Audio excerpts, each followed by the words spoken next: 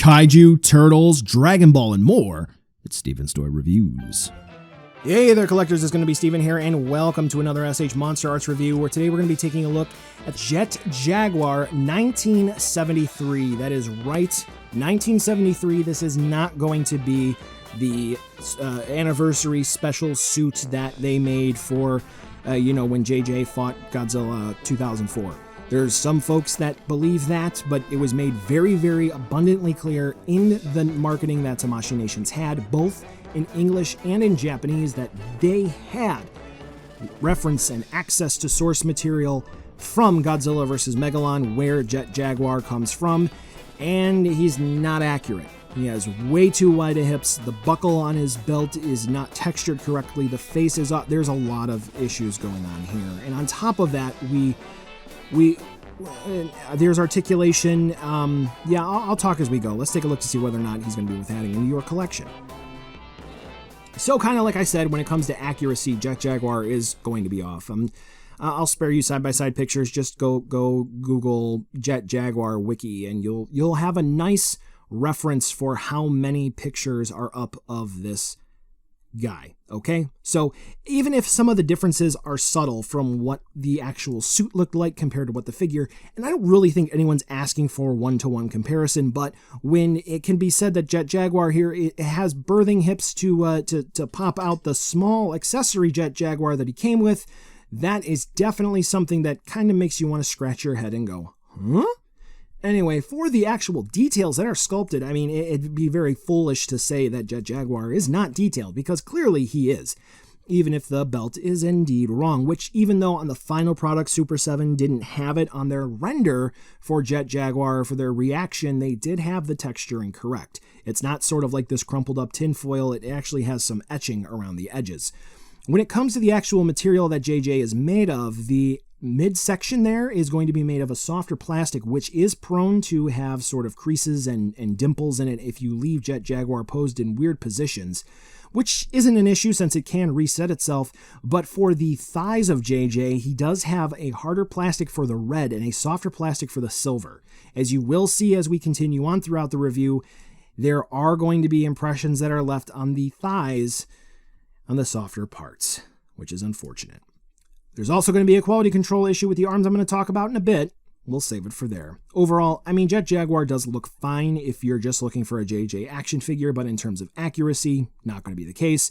Quality control, aside from what I've referenced, nothing really wrong. Sculpt and paint time, so you know what comes next on STR! Ha, the accessories, so that should give you a hint. We're in for a joyride. Okay, so first and foremost, for the extra hand parts, I think they're all here. So we do get the default fists that come with Jet Jaguar, though they are kind of like angled. You know, that kind of game where they tell you put your thumb in between your fingers and then, flick your wrist. No, don't do that, kids. You're actually going to break something. But that's kind of what the fists look like here. And then we have these sort of splayed hands here. They're kind of like cupped. So, Jet Jaguar can do like a Jaeger sort of punch and catch, like Gypsy Danger would do at the beginning of Pac Rim. Oh yeah, that's really cool. The splayed hands, kind of holding something. Maybe he's going to grab a Megalon that's coming up. Hopefully. You can pass for a handshake hand, as you kind of saw. That works. We do have the karate chopping hands, the Ultraman hands, the flying hands. I'll talk about that a bit more in a second. So we do have a decent amount of hand parts, and to top it all off with a thumb part, because it could be thumbs up, it could be deciding, and then thumbs down. Could be that as well. You can do whatever you want here. It's your toy. So just a couple of poses here real quick for how the different hands work. If you can't figure out how hands work, then, I don't know, open and close fingers. But to swap them, it's pretty simple and straightforward. You don't have to do a whole lot for this. We'll take a look at this in the articulation section as well. You just got to grip the hand and then pop it off. If you're having issues, I would strongly suggest using heat. This is very similar to an SH Figuarts wrist style, which, spoilers, is actually kind of industry standard. But the rest of the articulation is outdated. But nevertheless, that's what we have. So we do have mini Jet Jaguar here, which is very, very small And I'm going to go ahead and zoom in, and this is going to be our look at Jet Jaguar here, the mini one. Whoop! Maybe it will be. Here we go. Okay, there we go. So, he's small. I guess this is going to be proper Showa scale human size, but that's pretty much it. He's there. He's a small piece. Okay. I actually lost him. I almost thought he wasn't going to be a part of the review. Someone in the comments on my unboxing video said this would make for a good Monopoly piece. But as you can see, he basically can fit on my fingernail. So he's very small. Don't be surprised if you might lose him. So anyway, now that we've got the mini JJ out of the way, here is pretty much the last sort of swappable part thing that we can do for Jet Jaguar. So his face plate, because that's pretty much what it is, likes to pop off. There you go. In the instructions, it like references you have to like lift up, and you can just pull it straight off. It's not a big deal. And then you are going to see some shiny silverness in there, right? Well, we do get the thingamabobber right here. Okay, that's the official name. And you get this little tab here, which the tab on the default sort of darkened eye part has a 2 on it. It's got a 2 right down here. It's kind of hard to see, but trust me, if you get it, you'll see it. Then we have a lit up eye part, which down there has a 3. And then we just make sure it's sitting nice and flush. Okay, we're good. All right, doesn't have to be perfect because the eye plate just doesn't like to sit in perfectly, for me at least, but nevertheless. And then you can just push it in, and there you go. You swapped out the eye plates, and obviously you can do it with both. Now the details are going to be the same. It's just going to be the plastic that looks a little bit different. So here's just going to be pictures of this particular plate after we go over pretty much what is going to be the last bit of the accessories here. So you can see that Jet Jaguar does come with those flying hands, like I made mention, and those chopping hands. So we do have the antennae, which can be swapped out. So we'll go ahead and put those off to the side here. Real simple to do, as you can see. You literally just pull them out. Now, something that, I don't know, it's kind of weird. Oh, see, it's pretty easy to pull the head off. They opted for alternate replacement antennae parts instead of doing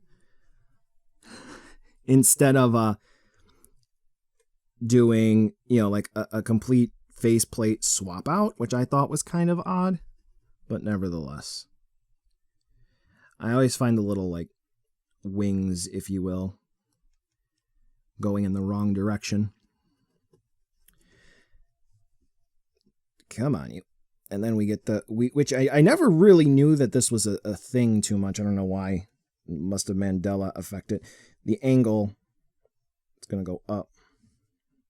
You get the antenna that points up. There you go. And now you can get Jet Jaguar to fly around. The first time I went to put this in, it bent. Thankfully, it wasn't a super, like, critical crease bend that snapped it.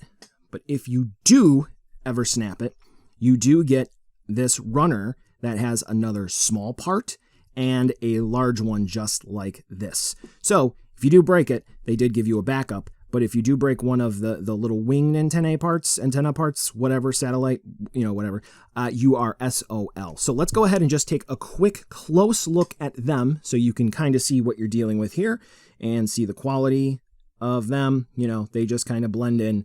Not a whole lot to write home about here. And then, of course, how he's going to look when he is flying without a flight stand. That is another flying character without a flight stand, which is kind of bogus, if you ask me. But nevertheless, aside from that, which they could have very, very well done, like a Jet Jaguar themed base, that would have been pretty cool for him. But nevertheless, it is what it is. Otherwise, for accessories and effect parts, until we get Megalon or the respective Godzilla, or even a Gigan repaint, which I think they should just go ahead and do a new sculpt for that, because Gigan could really use some fixing up. And there's nothing really else at this time. So if you do need support stands, other effect parts, so on and so forth, I've got videos to help you out. Now we'll talk about the articulation, and this will be the not last part of the video, because this is going to be where the big talking points come in. All right, so I'm going to pop the face off again, just so this way you get an idea of what's going on here. So we do have this neck part that is going to plug in down here in the body on a ball joint, and then it's going to be a barbell that plugs into here. Then this section plugs into here with a ball joint here. Kind of confusing, but I think it will help some folks with figuring out how to pose Jet Jaguar's head and utilize all of the different neck joints. So you can even see how I'm trying to, finagle stuff here.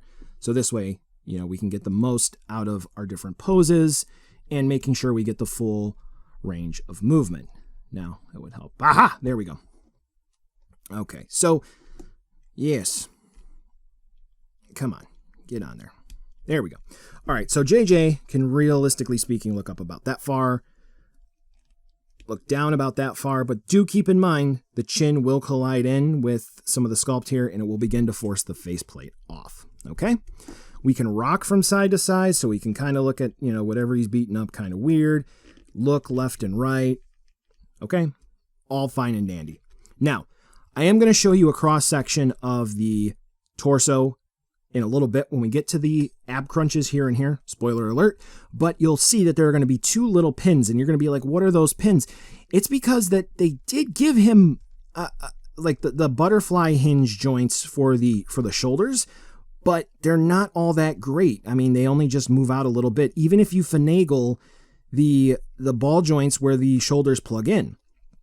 They're not that great. So you do have them, but they didn't really factor in or cut anything out aside from just putting like ovals here. So this way you can use the ball joint to move Jet Jaguar's arm around like so. So he can do that, and then there is going to be a hinge, so this way he can do a T-pose on Megalon or Gigan. Right now only Gigan. Because he's the only Showa era villain that we have that he can fight. Okay, so we got that. Now, the arms. A lot of folks have been saying that we only basically can get 90 degrees, right? Like that's the most. And I will say that, unfortunately, that is going to be the case for most people if they don't really know what they're going to be doing with their action figures, but that's not really going to be a fault of them. It's going to be a fault of the Vietnam factory where this guy came out of, because for Tamashii Nations, the Vietnam factory, it's going to be a little bit of a history lesson for you folks, it is very much so hit or miss for quality control. I actually have a video up for the recent SH Figuarts Trunks Boy from the future where quality control issues were fixed on the reissue. We do have, and he will come out again soon, the SH Figuarts Legendary Super Saiyan Goku. Looks all fine and dandy, but the chest is going to be a different color than the rest of the skin tone. Again, came out of the Vietnam factory. So this is apparently what Jet Jaguar's issue is going to be there. So what exactly was going on? Well, I had to disassemble this figure because I'm like, you know what? The range of motion it's bad. So we do see that there is going to be the forearm, which is going to be popping in on a ball joint. Then we see that this blue piece is going to be a sleeve for the actual hinge joint at the elbow. Then we have this ring, which is just floating. This is to help cover up the hinge joint. It's just a sleeve, right? Then this silver ring. Okay, this double section here. On both of them, they were, as you will see, stuck with silver paint, and they were not sitting correctly here. So they're not perfect circles, they're kind of ovals, as you can see, right? So because they were not sitting correctly, and this was not sitting correctly, that prevented the hinge. Well, let me actually show you. That prevented the hinge from getting the clearance that it needed when it would bend like that. Because you can see there's a little bit of a cut there. So once I was able to fix that, I was able to get more range of motion. Jet Jaguar can move not perfectly fine now, but for both arms, no issues. But then it also still falls a little bit into the design because, as you can see, there's going to be ball joints there. And because of those ball joints, and depending on how you turn each of the different silver parts, that then may also block the hinges. Moral of the story is, 1, quality control issues with the paint getting parts stuck at the factory, and 2, design. So Jet Jaguar does have more range of movement at the elbows. You're just going to have to fiddle with them. Okay, you saw the elbows. The wrists, we already took a look at, but just as another reminder, a peg that plugs into the forearm, that swivels. We do have a hinge, and then the hands do swivel as well for a little bit of extra range of movement. For the torso, the chest, the ab crunch, that is going to be a ball joint. Twist, turn, rock, it is swell. Because when it was first announced, we thought that the pelvis area for Jet Jaguar was going to be made of a softer plastic, like the SHFSS Ultraman Tiga, right? Okay, it's not. This is the soft plastic part. Nice, okay. What I will say is, if you are going to pose Jet Jaguar, make sure you're not putting him in some weird crouching pose where the gap is exposed. You don't want this hard plastic pressing in on this soft plastic for too long, because I have it. I'm going to show it. You're going to see it will leave imprints. That will go away over time, hopefully, but it also may not. Okay, there you go. Now, we're done with that.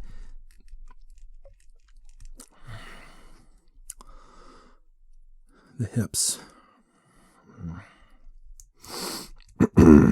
Anyway, so for the hips of Jet Jaguar, we're back to like when I started collecting, Tamashii Nation stuff, like 2011. Hint, hint. So we do have the pull down style, and when you don't engage that, he's going to be able to kick this far forward and that far back because it's delicious cake. And that's kind of disappointing. Now, going for the splits, that's about all JJ can do as well. I don't know what's going on with the right leg, but it doesn't seem to have the same wide stance range of movement. At least I can't get it. Now, we do have the pull down feature, right? So Jet Jaguar can pull down the hips, and for some reason, that seems to get rid of the birthing hips for some reason. I don't know. It makes it a bit more streamlined. My 2 cents. Anyway, with that engaged, we can... Oh, interesting. You see what's happening there. We do have... I'll talk about that. He can kick about that far forward and that far back. Okay. Now, with that, we do have ball joints that plug into the thighs. You can kind of see it just right there. And that allows us to move the legs around even more with a dedicated thigh swivel at that ball joint socket. Now, that does present a bit of an issue when we do have hard plastic here. And once again, I mean, it's already kind of a lost cause because it's marked up and damaged. Watch this. We have soft plastic with hard plastic. So whenever you're moving JJ around, make sure for the silver parts, at least for the thighs, you're being extra careful. Okay. Now, moving on down to the knees. This is a feature because it's not advertised at all anywhere. I double checked the listing online. I translated the P Bandai page. So the knees, right? Everyone's thinking that that is the range of movement. We're basically at 90. We can't go any farther than that. So when I was disassembling Jet Jaguar, come on.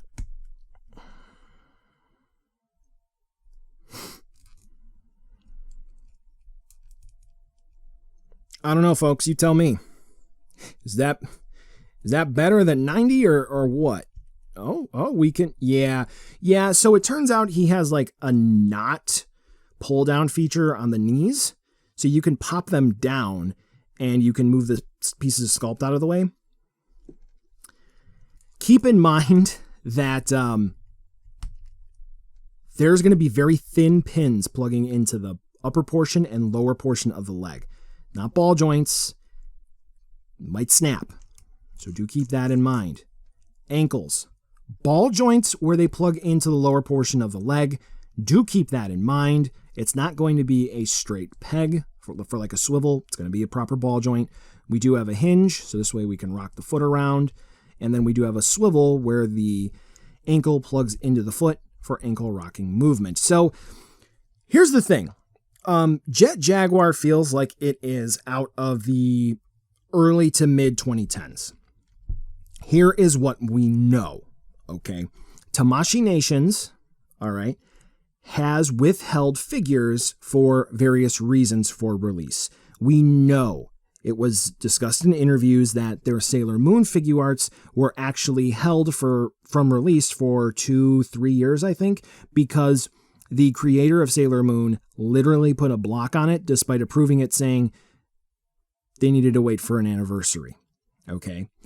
One of their old marketing people, when they were still Bluefin Distribution, had noted it was more so specifically for Mothra when she was brought up in conversation, I believe, on a different discussion platform, that if we had not seen a kaiju at that time, it was more than likely because of licensing reasons.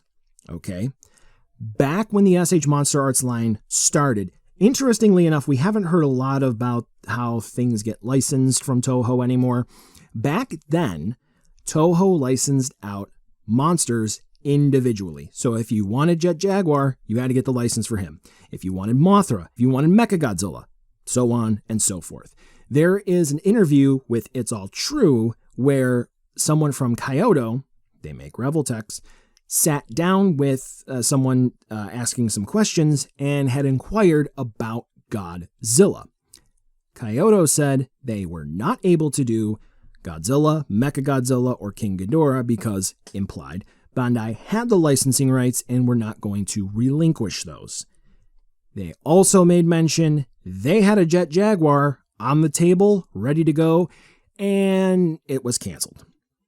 Which then this does lead into the idea that they couldn't do the other characters that they really wanted to do, like Godzilla, so that was the end of Revoltech. Maybe. I don't know. Point being, looks like an old figure, smells like an old figure. We have a track record of Tamashii Nations not releasing figures the year that they were designed. I'll let you be the judge, especially with this last section. All right, so I will make this quick just because I'm going to be repeating a lot of the same points that I have in some of my other videos, but I do think that now we're bringing it into the point where we've had this sort of idea that Tamashii Nations is not really putting their best foot forward with everything for some time now. And one of the issues that some had whenever I made mention of comparison with a general release to a premium Bandai release is that, well, it's a premium Bandai release, Tamashii is going to do it. Premium Bandai is just a release method, okay? It's just their online web store sales method. That's it. There's not, we're going to put forth more effort. There's not, it's just a sales method. Figures could do gangbusters, figures can flop. That's just how it is. But this is going to be a MonsterArts that is a premium Bandai release. So there we go. So when it comes to the sculpted details and when it comes to the articulation engineering, it's very clear that this is out of date, right? So when it comes to the promotional stuff, they mentioned that they very, very much so had access to the source material and they studied everything, etc. And we do have multiple instances of inaccuracies. The face, the emblem on the belt, the hips, despite the fact that, anyway, we do have the knees. There's a lot that is off with Jet Jaguar. And of course, some may say, you know, you're picking pepper out of fly poo-poo or so forth. But I really think where we can come to a middle ground is, yes, the sculpt may be off. Yes, so on. The articulation is significantly outdated and it just isn't good. Now, for what it is, sure, you can meddle around with it. You can get it into some fun poses, but it's nowhere near where it can be. And that does contribute to how the figure looks overall. So it's kind of one of those things where it steps on top of each other. It sort of builds up. One of the responses is that SH MonsterArts is SH MonsterArts. It's not other. Listen, I understand that they're all different lines. I understand you're going to have different teams, but you have employees who report to supervisors, who report to managers, who report to boards. And if you have a management team member looking down at their supervisors who they oversee, and they're not seeing the workers under them, if they're doing something and they like it, then that should be spread around.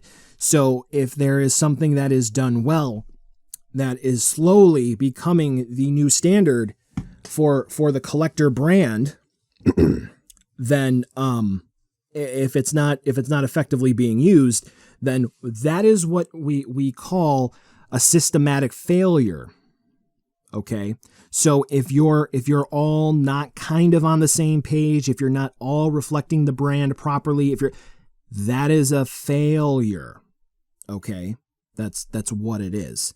So why am I bringing out Goku here? Because Goku, yes, he's gonna be the face of the Dragon Ball franchise. Yes, he's gonna sell like gangbusters. He's already got a reissue that's coming up soon. Yes, okay, so Goku is an example of what the SH Figuarts line can do when it comes to articulation. He's an example. He's not the end-all be-all. So when we take a look at the shoulders, okay, with Goku here, just in person, what we have with the shoulders is actually really cool. We do have a ball joint system for that butterfly joint, and it's not just going to be a simple swivel. It's not going to be a simple hinge. Like, look at that range of motion there. Like, that is really, really good. And the best part about it is this, I would not consider this 3.0. That's going to be a whole other video. And the thesis is, don't settle for what Bandai's putting out because they're still improving. So where exactly is 3 going to be? Anyway, so yes, we do have that whole ball joint system that sits in there, and it's such a nice, wonderful, fluid movement. Like, you can get Goku to pretty much pose however you would like with these arms. And he can very fluidly cross over. No issue whatsoever there. And you can say, oh, well, what about the sculpt? I'll talk about that more in a second. Then we do have the hips, okay? So the way that they're doing the hips more so now for humanoid figures in the SHF lineup is there is going to be a peg that plugs into the hip, okay, in the pelvis area. And then there's going to be another peg that allows you to swing forward and back. Okay, so unfortunately, it does limit movement behind, but clearly they wanted to cake up JJ over there, so it's not that big of an issue. But with a little bit of creativity, oh, you can get around it. So we do have that dedicated thigh swivel still, and then we do have the double hinge knees. So basically, the way that the hips work, they're pretty good. They're really good. They're fantastic, and aesthetics-wise, they're just great. Now, again, keeping everything consistent within the brand. We have ball-jointed ankles where they plug into the bottom of the leg. Oh, very interesting, very interesting. So, again, Goku is just going to be an example. Now, even though he's smaller, which is a point, we do have the Figuarts Ultraman here. Yay, Ultraman! We all love Ultraman, don't we? Yeah. So, we do see that they are able to take the design in mind when they have something that is not just straightforward skin tone or one color, and they can incorporate different things like floating parts or creatively cutting around areas, so this way we can still get that same range of movement, and we can get Ultraman to cross over his arms, right? So he can still do that. That's not a problem. And then if we are able to better engineer the elbows, right, guess what? We can incorporate an elbow swivel. So that's really cool there. Then I'm going to show you a little diagram that I made. Oh, look at the hips. We can still do the same thing. And even if they wanted to, they can sculpt out a butt area. Okay, so that can definitely be done. Of course, we are going to have the very, very fancy back fin zipper for Ultraman. And guess what? This is already outdated by 2024. So this is just a bad comparison. So if we were to take that sort of schematic of engineering for Goku and put it on a character that is humanoid-like, then guess what? It can work. And we have a blueprint for that. Now, yeah. So, again, one of the issues that folks do bring up is that, this is Jet Jaguar, you have your own team engineering this, et cetera, and I get that. You have to sculpt this from the ground up. It's like you have to do with pretty much any figure, and then you work in the joints there from what you have. But if you're telling me that you are somebody who is designing action figures, if you're sculpting them, and you're sticking your head sort of in the dirt, and you're not looking at what the playing field has, then you're going to have Jet Jaguar, who's in the middle there, admittedly an obscure Showa era Godzilla character, who's not really going to move all that well and is going to have very, very awkward proportions for, $100. And then you're going to have this absolute diva over here who's going to be just a hair more. Oh, yeah. That's still my favorite figure of last year. Now, Let's just say we wanted to stick with the 1.0 hips. All right, that's fine. Well, you know, they had to make some Oh. Was it Ava Unit 1? Oh, so you mean to tell me that we can keep the 1.0 styled hips on robot-like figures or humanoid-like figures, and it doesn't really mess with the proportions except for when you pull them down? Yes, because when you use the pull-down feature, it's meant to be a bit messed up because that's to help accommodate weird poses for articulation. So you can still have questionable joint choices, and you can still maintain the sculpt. Admittedly, she is a bit stylized, but c'est la vie. So again, the point that I'm making here is, look, you can very, very much so have your particular tastes in action figures, and that's fine, all right? But the real big thing at the end of the day here is with those drop-down hips, there's a reason that Tamashii Nations has begun to seriously phase them out. This is my Figuarts Ash. Okay, you do see a little bit of like a liquidy thing in there. That's because his hip joint cracked. And I had to do something to try and fix it. I put a little bit of silicone shock oil in there, okay? Yeah, his hip joint cracked. Others have had issues with pull-down style hinge hips like that where they crack. And if they do crack, then you can't fix them. You have to buy a whole new unit. And that's just disappointing. So when the company is moving away from those and only a few select limited releases, which I still think that they should move away from them on the Robot Spirits Ava units, but that's a whole other thing, then yeah.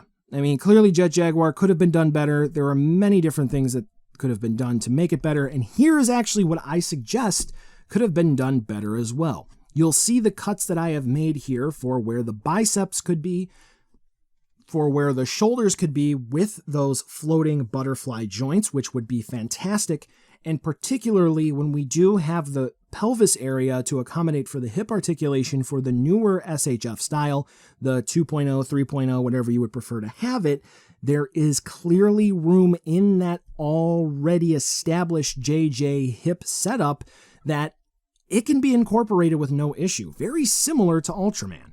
So that's just going to be my thought for the articulation. But when it comes back to it, it's very, very difficult to accept that there are flaws with JJ here and that there are issues that come up with the SH MonsterArts line. And I will say it again, as collectors, we really should strive for and want to have better in our collection. So yes, I do encourage you to push Tamashii Nations to try to do better next time.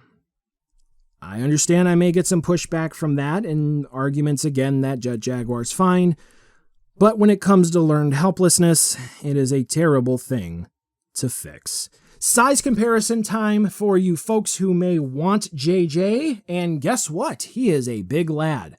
Yes, so I actually could see them maybe doing a smaller one with different engineering one day. Maybe. Okay, buy now, skip, or wait for a deal. So when it comes to the objectives, he is sculpted off-model. He is not accurate to the source material, despite Tamashii Nations really advertising it with this figure that is what they were going to do.